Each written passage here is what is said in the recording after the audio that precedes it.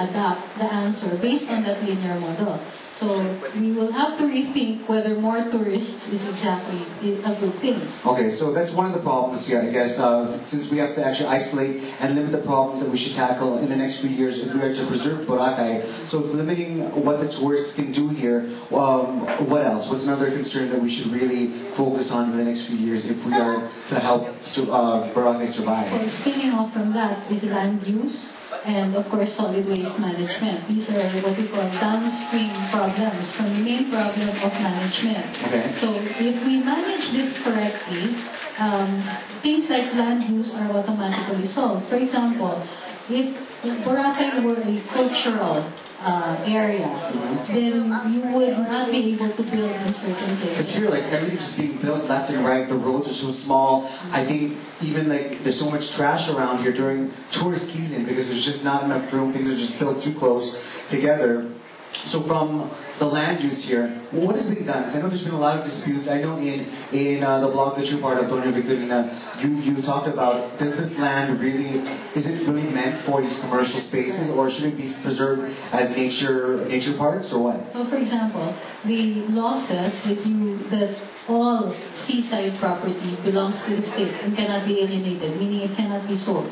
So in that sense, Secretary Mike Defensor is correct that Boracay, in part, belongs to the state. The other part belongs to the Atis because it is... I don't even see them anymore on the island. Yeah, there you go. And yet the whole island of Boracay is declared ancestral domain of the Atis. Okay, but then we have so many people here that are turning a profit off the tourism that's here in Boracay. But the thing is, it also provides a lot of money, a lot of jobs for Filipinos here. So how do we balance that? How do we balance the preserving, monitoring the land use, and also developing Boracay in a proper way that can be enjoyed by local and foreign tourists alike? Well, if you look at the other models, for example, abroad, the beach areas in Miami, the beach area is off limits to development. Okay, Why? Because it's public. Like from the resort to the water, Yes. it's like almost like half a kilometer, right? Correct. Of beach. But here in Boracay, it's like there's a resort, and then you have 2 feet, and then there's the ocean already. Correct.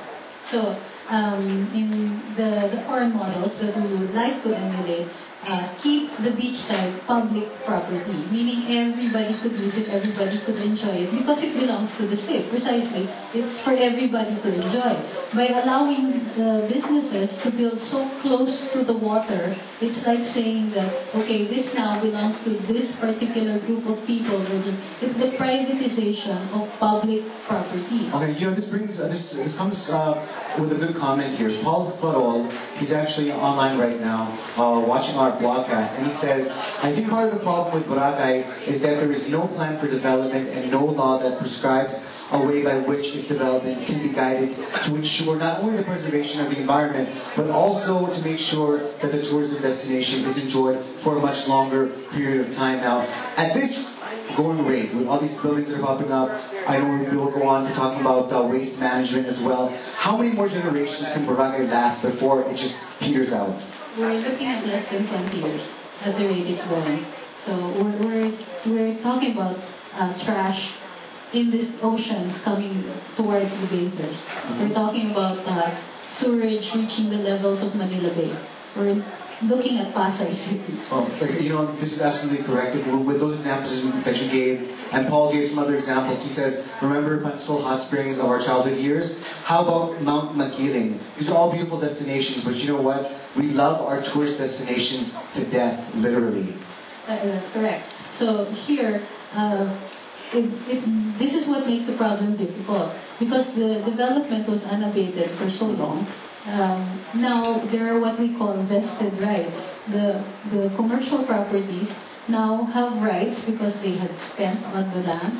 They are earning an income from the land, and there is no indication that they illegally occupy the land. And so we're looking at perfectly legitimate business enterprises who are going to be affected if we're going to use a sane management program for Boracay. Okay. So what we have here is a balancing of rights. The rights of the business establishments as well as the citizens or the residents of Boracay to a reasonable income and to be able to to earn from their property because it was legally acquired. And it's part and parcel of tourism because we know that it's a growing industry here in the Philippines, and it's not only a way just to make money, but it's also a way to show how beautiful our country is. And to keep it that way. Yes. Right now we have another message from El Yong. He's from Zamboanga, and he says he's asking whether we should stop tourism altogether here in Boracay. I think that's kind of extreme because the problem will not be solved by isolation. What we need is a sane management policy and how to be able to do that at this late stage. What we're looking at is a moratorium on further development, meaning what are existent now should remain here. Okay. But we should put in stringent ecological requirements. Of course, solid waste management. That's actually what Daphne Asenya, she actually sent in a comment here. I'm actually live online here on my laptop, and she says, what's the concern about waste management? What's the deal here in Boracay with that? Because of the rapid development and the amount of tourists who come in, necessarily every time that somebody comes into Boracay, there's a certain amount of waste that is generated. So disposal of these wastes now becomes a problem because, like I said, we're following a linear economic Instead model. of the whole, Yes. it's like the circle of life, you know, Yes. like the Lion King. So it's extraction to dumping. Okay. So we're going to have to address the dumping portion.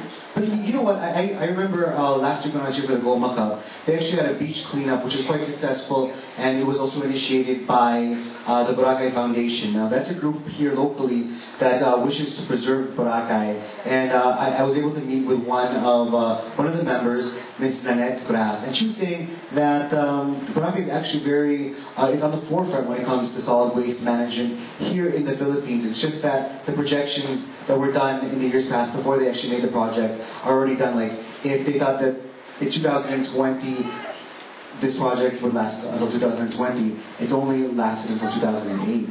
So someone is asking here, Jesse from Leyte, who should we blame for all these problems, whether it's dealing with the land disputes or dealing with the waste management? He's saying, do we blame the mayor for this? I don't think it's even productive to consider blaming anybody at this stage. Instead of pointing fingers all the time. Yes, what we need to do is come up with solutions rather than coming up with somebody to blame. Now, the other problem with waste management also is that we're looking at it from the wrong end. If we start introducing the concept of products being introduced in Boracay that present as little waste as possible, so compelling the existing businesses to make sure that they generate as little waste as possible. Then the problem If you go in here, like, you see everyone eating, everyone's throwing away all this food. Where does it go? It goes back into the earth. That's one of the problems here in Boracay. Now, for those bloggers out there, I know we have more questions. We'll get to your questions and concerns in just a bit. But for our bloggers that are here in the penthouse with us, it's so special, the penthouse. Okay, welcome back. I love it here. You know, each time we come back for our broadcast, it gets bigger and better. More people coming in, more people viewing online. Once again, welcome to the Blogger Summer Encounter here in Boracay. Today, if you're watching this in YouTube or on someone else's blog, today is April 30th. It's a Thursday. We're at the penthouse of the Mandarin here in Boracay. And you can actually check out the blog, spread it out to your friends. The blog is http://bseib.blogspot.com. And of course, this is being powered by Philips. So my name is Mojo Jojo, and this is Attorney Trixie Angeles from the blog Doña Victorina. And we've been broadcasting today all about ways that we can help preserve the beauty which is Boracay. And for those of you that are just joining us, a quick reiteration, Boracay is a beautiful island located here in the Visayan region of the Philippines, or one of the best beaches in the Philippines actually, and arguably one of the best beaches in the world, all over the world. Yes, thousands of people flock here throughout the year to experience what Boracay has to offer, whether it's the waters, the beautiful ocean, the activities that you can do here on the island, and as well as all the tourist attractions. But in the previous parts of our broadcast, I know we talked about many things here, Trixie.